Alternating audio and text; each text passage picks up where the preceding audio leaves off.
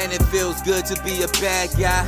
Telling stories that bring the underworld to life. Gangsters, mobsters, hustlers, monsters. Stars of the conversation as we sip on our libations. So come and share some laughs. It's true crime with a twist. Every episode's a banger you don't want to miss. Infamous criminal masterminds with fascinating lies. Blurring lines between truth and lies. We talk about. So this is part 2 of the Bub Hewlett story.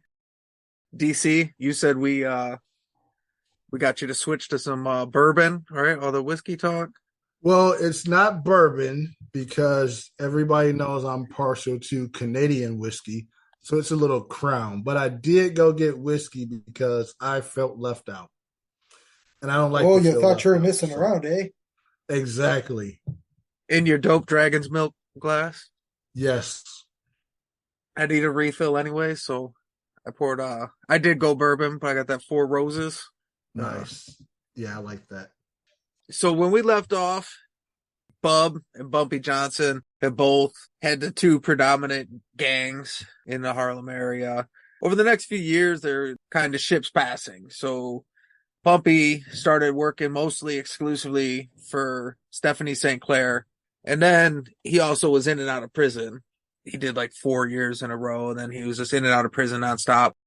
And Bub was arrested over 40 times. So they were just always kind of around working the area, but like never at the same time. They just. Well, if he was, real quick, just doing the math in my head, if he's been in and out like 40 times, that means he must have just never done any serious time, pretty much. Like probably nothing over 60 days or something. Well, that's what it says. He beat most of the raps, but he was always getting arrested. So that's a lot of time in and out of county or just. So he probably never went to like real prison, but he just spent a lot of jail time. Right. And Bumpy was the opposite. Bumpy was in Danmora. He was in Elmira. He was in Sing Sing. He was in Alcatraz. Bumpy did a grand tour of all, like, went and did big time at every single prison. And the other guy was just in and out nonstop. See, that's why you don't grow your business. Keep it nice and small, and you can do like 60 days here and there. You go big, hey, you gotta go to Elmira. Bub's out here doing 1 weekend a month. Fucking Bumpy's going overseas. He's right. He's what is that? He's in the reserves, the National Guard of crime. Around early 1930, Bump was doing while he was in Danmora. Dutch Schultz began moving in on the Harlem numbers rackets to partner up with the policy bankers. And he was basically moving in on all the neighborhood policies and buying them out. And a lot of the guys that were making thousands a week went from making thousands to making hundreds. He was just, buying everybody out cheap. In the system, he brought on Bub Hewlett because he was looking for the best muscle in town. He's like, I'm new to this neighborhood and I need some good muscle. I heard you're the guy. And Bub was like, yep, that's me, Dutch. So he starts working with Bub, muscling in on the numbers bankers that he used to work protection for. Really. I wonder is that the guy depicted as his right hand man in Hoodlum? Yeah. It is. It is. Now I gotta go back and watch that movie and listen for how there's always like little context clues of things that you miss when you don't know the story. Now I got to go back and watch it. We'll talk about it a little bit. That'll come back in. So, what's that famous meme of Leonardo DiCaprio and Once Upon a Time in Hollywood where he's like pointing at the TV all excited and stuff? That's DC when he watches Hoodlum. Like, yeah, I know him. That's Bub. I know him. Then I got to tell everybody I'm watching it. See, you don't know the backstory. See, listen. Right. You never heard of the Harlem Bad hello Man. To the bad guy. See, this dude, they said he's 6'8", but he's really only 6'1". He really 6'1". Let me tell you a little tale about a pit named Yellow Shark. Oh, that's funny. So, 1931, Bub was sent to bring Stephanie St. Clair on board. So he went and reached out and was like, hey, Dutch Schultz is moving in the neighborhood and you're next in line. And she was talking mad shit to him. And he was like, look, he's ripping everybody else out, but he really wants to work with you. So you should at least just sit down with him and hear what he has to say. Like, he's not going to rip you off like he ripped everybody else off. And Stephanie St. Clair wasn't down. We hit her with like, listen, I know he's shady and rips everyone off. He's not going to do that to you, though. You're different. See, you're different. Yeah. We covered Stephanie St. Clair on the podcast, so you can go back and listen to her episode. You can listen to Bumpy's episode. But she really didn't like listening to people that tried to tell her what she had to do, especially dudes. So she didn't like taking a lot of shit. So she was like, "Nah, fuck you." And Bub, I believe the historians that went back and they tested her DNA, and it turns out she's 100% that bitch. No, like if you go back to listen to that episode, she definitely was a take no shit sort of lady.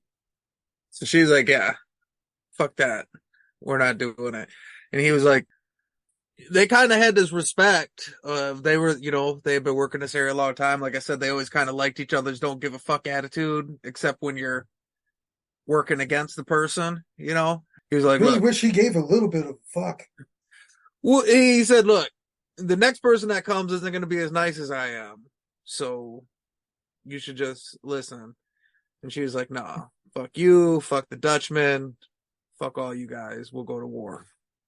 And she didn't really have the gang for it. Bumpy was in jail. And Bumpy was just like a guy that had worked security for her. He'd been in prison a long time. So it's not like it was her guy. And so she cusses him out and she refuses and they begin aggressively moving into her territory. They hit her with all the tricks. I mean, they had her set up by cops and she, got arrested. They fucking hit her spots. They beat up her runners. They did all the tricks and she was... Just the classics. Yeah.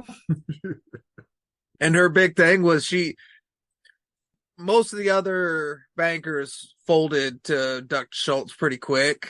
And she was able to bring a lot on because she was always like, dude, I'm a girl. I'm going to stand up to him. You guys are dudes and you're bending over to this dude. You're giving in to this guy. And so there was this handful of dudes that were always like, I really wish this was like Drunk History where I'm like envisioning her saying all this, but it's what you're saying in your voice. Because she's like, well, dude, like, fuck, what am I going to do? Like, I'm just imagining her saying all this. Well, she was. So keep that imagination going. So she's getting her ass kicked, but she refused to give in. What she knows is that in 1932, Bumpy Johnson, star free agents getting out of prison. So Bub did arrange a meeting with Bumpy before Stephanie St. Clair did. And they met and Bub offered him a job doing security work. And he's like, hey, you just got out. You need to get back on your feet. I'll get you a job working security. And they bickered back and forth. Like Bumpy was like, fuck you. Cause he said, yeah, I heard what's going on in the neighborhood. I heard a bunch of treacherous blacks is working for this Dutch dude, stealing from their community. And Bub was like, all right. So like, you're ready to, right. You're feeling real big and shit. And he's like, look, I'll give you a job. And Bumpy's like, look, well, how much is the job? So Bub gives him all the information. So Bumpy's like, at least let me find out what they're paying. Because what he did was he took that information back to Stephanie St. Clair and he's like, look, we at least got to pay our guys $200 a week, plus we need guns, plus we need bail, because that's what Dutch is paying. So if we don't pay at least that, why would they even work for us? But competitive pricing. Yeah. Mm-hmm. He's doing some market research and like finding out like what's a guy like me worth on the market. So he goes back and he tells Bub, he's like, well, look, I don't know. I just got back. I've only been out a couple days. I'm just back on the street. Let me find out what's going on and I'll get back to you. And Bub's like, all right, I want to hear from you before I hear from someone else what's going on. So Queen says, she'll go to war. She gets her handful of dudes and they do like a collection and shit. They go like guerrilla style warfare, small gang and shit, like 10 dudes, but they're well funded and they got just the guns and the bail money and whatever they need to take care of their people and shit. And Bumpy came back to Bub and told him when they seen him, it was Bub by himself and Bumpy and like most of his gang and shit. And he was like, here, I'm just going to go talk to him. And he went over and told Bub, he's like, yep, I'm going to be with the Queen. And Bub was like, all right, that means, you're going to be going against me and my guys. Yeah. And they're both kind of agreed, like, all right, well, we'll see what happens. And they shook hands and then both went their directions and went to fucking War Over Harlem's for the numbers racket with their old buddies. They were the first SEALs team. So I just looked up when the Navy SEALs was established. It was in 1962. So this small force in Harlem was the first SEALs team. That's what I just heard you say. Really small, well-trained, a lot of guns, bail money, go out there and get shit done. That was what I just got from that.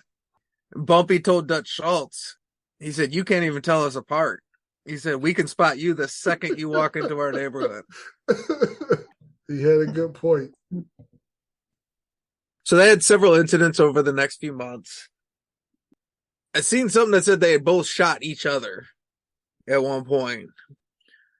But within 6 months, Bub's partner asked him to get rid of his new girl's husband, a dude named Alonzo Scott. And Bub was like, yeah, I can do that. There's a lot of weird requests that go on in this story. Yeah. I need $100. I just shot someone. Hey, I'm banging this chick, but she's married. Could you kill the husband? You got to get rid of competition, man. Yeah.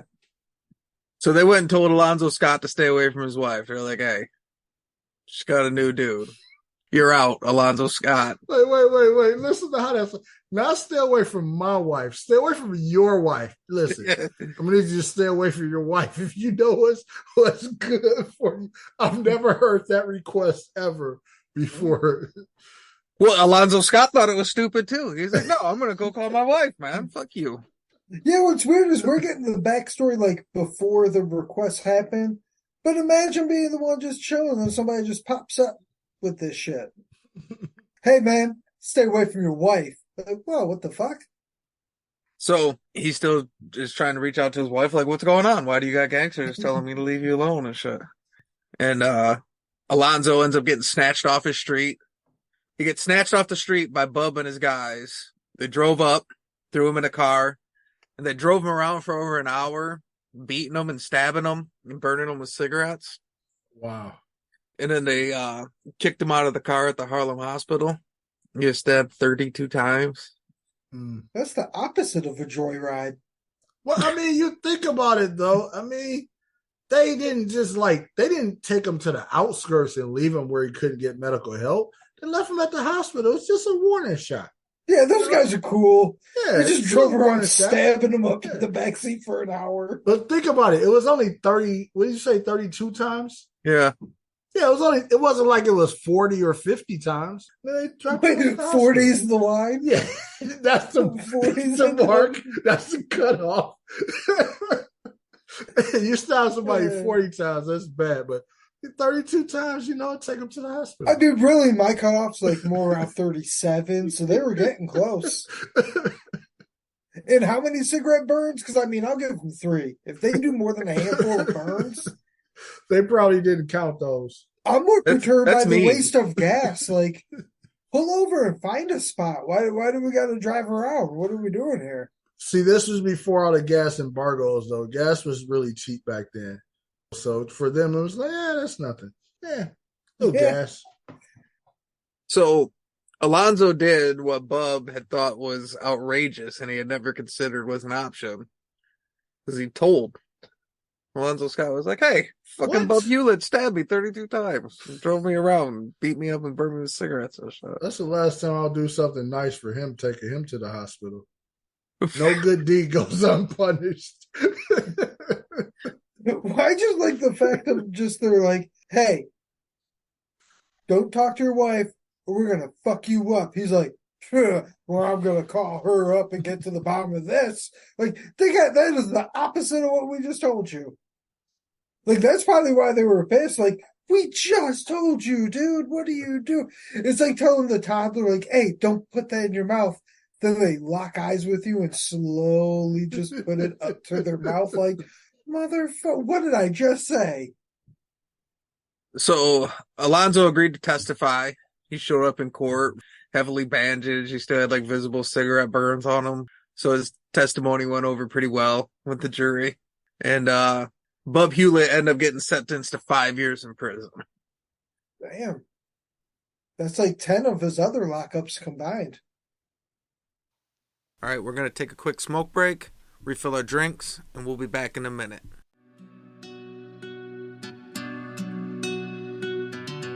Pull up, roll something if you choose to. Intermission time, business to tend to. We'll be back in a minute or two. Say hello to the bad guy coming back at you, yeah.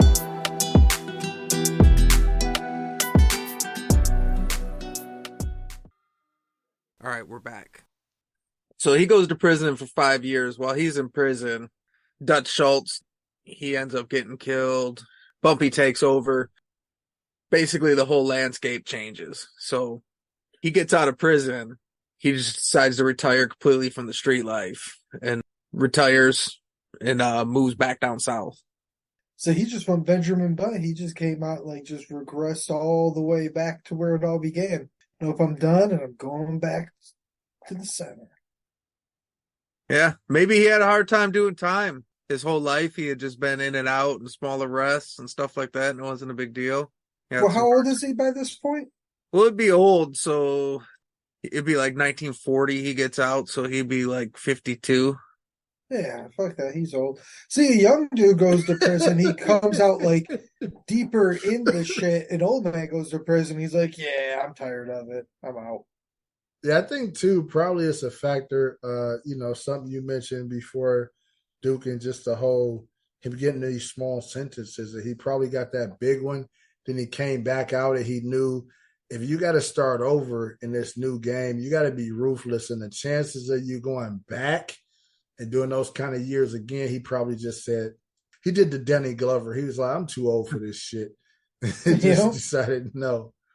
So it gets depicted a lot like they were big rivals through the Dutch Schultz fight, but there's only a 6-month overlap between Bumpy getting out and Bub like going in.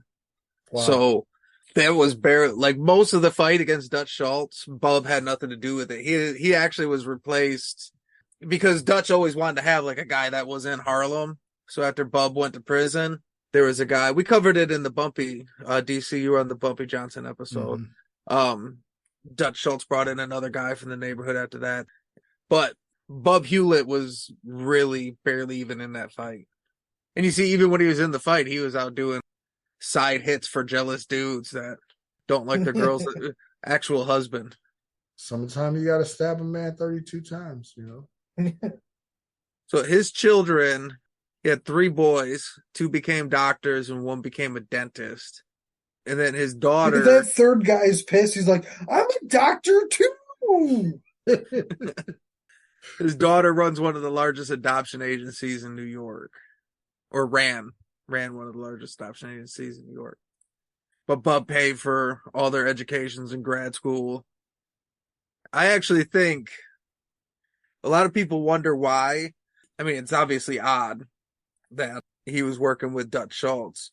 But one thing I think they seem to really have in common is if you look, a lot of the Jewish mobsters were one-generational mobsters. Like, they were a gangster, they were a criminal, and they took all that money, and they sent their kids to school and bought assets and took care of their family and set them off for life. You know what I mean? I think that's kind of what Bub Hewlett did also. And I think they kind of had that in common. So he did spend most of his life working as a criminal and punching and shooting and stabbing people. But, I mean, he did use his money to take care of his kids, and now they're like, oh, got badass jobs and shit. I mean, America's built on that. And not to mention, that's one of the few areas, investing in people is one of the few areas that even after you get caught for whatever crimes you've done, they can't take back. So let's say if you have all the money, you do nothing but crimes. You have all the money to send your kids to all the best schools and everything. And they come back because they found you did all these crimes. They start confiscating cars and houses. They can't take back what you invested in your kids, right? So now if all of them are doing good and prosperous and, making hundreds of thousands or millions of dollars a year, it was a good investment. So I think it's smart. And, the Italian mafia, as we know, not only did they do that, they were smart enough to get their people into politics. So now you can start making laws and everything else. So, I mean, I think it's a great plan and a large part of what America was founded on. Yeah, well, I mean, we covered a lot. Well, we got an episode that's on the premium content where we covered the Galveston Mafia, which is direct lineage to the Fertitas that now own giant resorts and gambling establishments, now just legally, but it's kind of the same thing that tracks back all this time. And it's just gone from put the people in the positions politically, and you get the right degrees, and you have a lawyer, and you have all this stuff, and now it's legal, and now you're just a successful businessman. Yep, exactly. So what I just heard was I should start a life of crime now and have a bunch of kids to, because I'm old already, so it's not like how much time can they really give me? It's a little late, but you could probably make it work. Hey, you gotta do what you can, But yeah, even once he got out, so he retired, but even when he come back to the neighborhood, he'd go over to Bumpy's to eat and shit like that. They had a weird relationship. Well, I guess you work over there, I work over there. We have to go fight out there or whatever. But well, now I'm back out of jail. I ain't really working for nobody. Want to come over and grub or whatever? It's like if you ever watch when they have these, I don't even know what to call them, MMA guy meetups where they'll have 4 different champions or whatever that may have exchanged belts with each other. They do the same thing in boxing, and they'll have them all at kind of a round table. A lot of them are friends now and stuff, but they got this history and this back and forth of which they hated each other or whatever else. But it's we're old and everything is cool, and that was a battle. And sometimes people get stabbed 32 times. Let's get a burger. It happens. Ain't nothing personal. It's just work. It's just work, baby. Oh, yeah.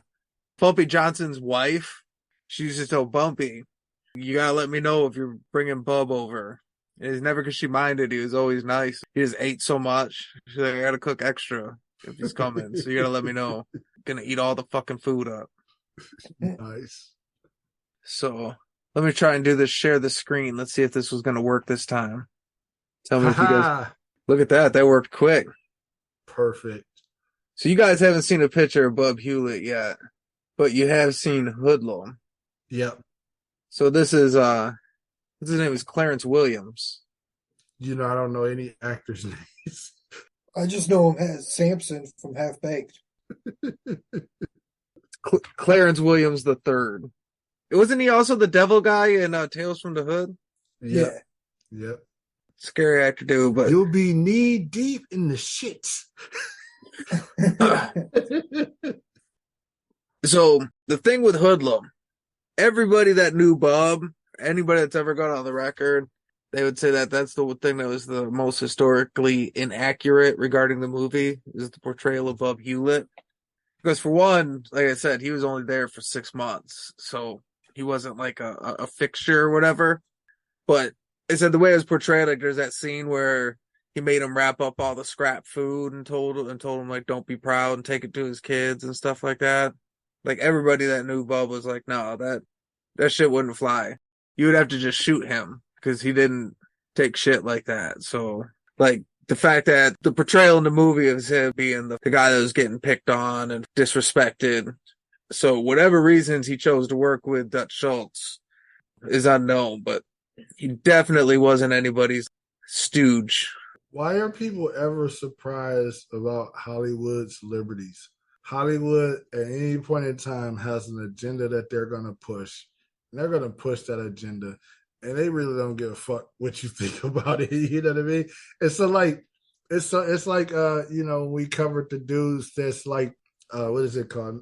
Not the Lost Guns. What's the Young Guns and stuff like that. Mm-hmm. It's so many times that you realize that Hollywood is going to take their liberties for whatever reason, for whatever they're trying to get across. And I really don't understand why people get so their pennies in a bunch about it. They've been doing it for 100 years. Why would it change today? Yeah, but I've never seen Hoodlum or whatever. But really, could it be also because of course he's a historical guy or whatever, but were they trying to use that as just to show the general relationship between like the Italian mobsters and the Irish mobsters and stuff in the black community? Like that in general, they tried to treat black people that way, and they're just Yeah, well, it was like Dutch Schultz. He was a Jewish gangster, and it was definitely like he portrayed him as lesser than, like he was the help. yeah, like it's because Bub obviously he was one of the guys that wouldn't take that shit, but maybe they were just trying to show like the general relationship was and trying to treat black people that way. Well, and one of the weird things is not only did Bub Hewlett not take shit, one of the reasons he probably was working with Dutch Schultz is Dutch Schultz is actually one of the original gangsters that, yeah, he was a dirtball and sure, like he was obnoxious or whatever, but he was one of the original gangsters that didn't care what your nationality was. Like his gang was just whatever. It's more likely that he worked with them because he was willing to work with them when other people wouldn't. But it portrays it a lot more like, no, he just had him under his boot or whatever. So they misconstrued their entire relationship. But like DC said, it's kind of par for the course now. Well, I would recommend you watch Hoodlum. It's a pretty good movie. Yeah, it was one of the few movies I've seen. Yeah. I mean, like DC said, like whenever I watch like even the ones that claim to be like historically accurate and shit, I'll still hop on YouTube and there'll be at least 5 different videos like the truth behind this or that or whatever, and you get like the real story. Tombstone, one of my all-time favorite movies. Years later, once I looked into that, I realized most of that shit wasn't accurate, but it made a good-ass movie. See, that's one of those very interesting ones where a lot of shit wasn't accurate, but at the same time, a lot of it was accurate. Like, that really split the middle. So that's the story of Bub Hewlett. So say goodnight to the bad guy. Go on. The last time you're going to see a bad guy like this again, let me tell you. Well, this is Say Hello to the Bad Guy. Thanks for coming, and thanks for listening.